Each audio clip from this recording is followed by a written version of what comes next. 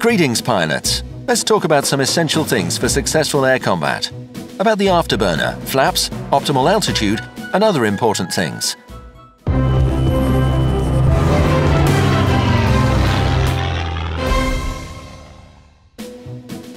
It's a basic principle of air combat that whoever is higher has the advantage.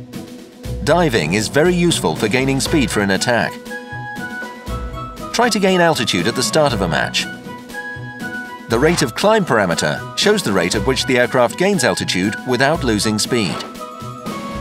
You can climb faster by using the afterburner. This mode gives you a temporary boost to the engine's power at the cost of overheating. Every aircraft has its own afterburner time, with heavy fighters having the longest continuous activation. Let's use them as an example and review how to use it properly. As the match starts, set your plane at a 30-degree angle above the horizon and start climbing. Climb rate should not drop below optimal. An indicator on the HUD helps in this task. As soon as the marker gets to the edge of the bright green area, engage the afterburner.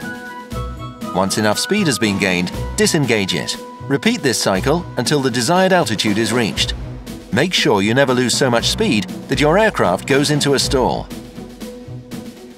Choose a target from the enemies below you. If it moves on a parallel course, dive into an attack. If the target moves towards you, wait until it's right under you. Now make a split. Roll the plane over and dive from this position. Remember that your speed will be much higher than that of your opponent. Make sure to avoid a collision. If your plane has powerful weaponry and can destroy an enemy fast, then it's better to attack when having a high speed. If the target is destroyed, climb back up, use the afterburner wisely, and pick your next target. If you fail to destroy the enemy, you should probably climb back up anyway. You'll be safer and will have a chance to look around from on high. This technique is called boom and zoom. The second way of attacking from a dive is tailing an opponent. Match your speed to his. To do this, lower the engine's power and activate the flaps. Once your speed is equal, shoot the target until it is destroyed. The flaw in this technique is losing your speed. Climbing back up will be harder than after using the boom and zoom. While in combat, try to keep track of the map. It shows allied planes, ground targets, and spotted enemy aircraft. You can see their numbers and destination. When you press and hold the Alt key, you can see the markers that represent plane types. To get additional info, toggle on the radar display in the game settings. With its help, you can instantly see the positions of nearby enemies. If the triangle representing the plane is filled, it means that the plane is higher than you. An empty triangle means it is lower. Try not to leave your plane's optimal altitude for long. You can check the numbers in your garage in the selected aircraft's parameters. While maintaining optimal altitude, the plane has its best mobility and speed. If you fly higher or lower, your plane loses performance. Switch on the indicators on your HUD and you can track your position with them. The altitude band is found on the right side. The optimal altitude range for your plane is marked with a bright green color. A high altitude is not only useful for attacking, you can use it to escape from someone on your tail. However, this only works if your plane can dive faster than that of the opponent's. You need to know the parameters of your own plane as well as those of the enemy's in order to effectively utilize this technique.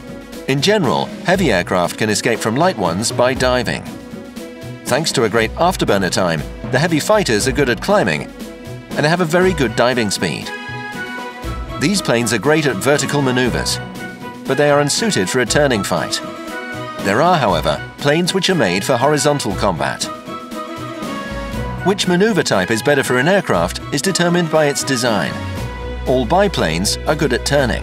The jets are best at vertical movement. The parameters of single-engine monoplanes depend on the nation.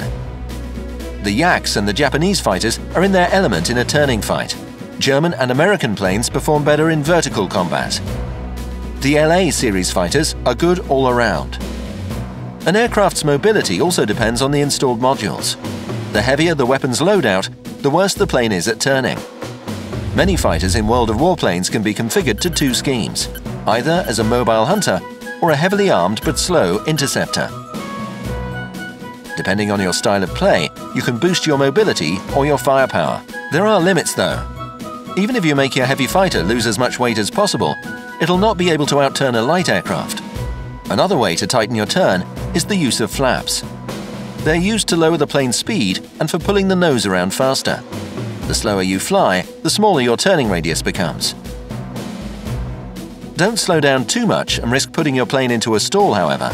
Keeping your speed in the green area is generally the most effective approach. Flaps are also useful in other situations where you need to lose speed fast. For example, when you're tailing someone or when someone gets behind you. You can lower your speed to a point where the opponent will fly past you. Suddenly, hunter and prey have switched roles. That is all. Good luck in battle!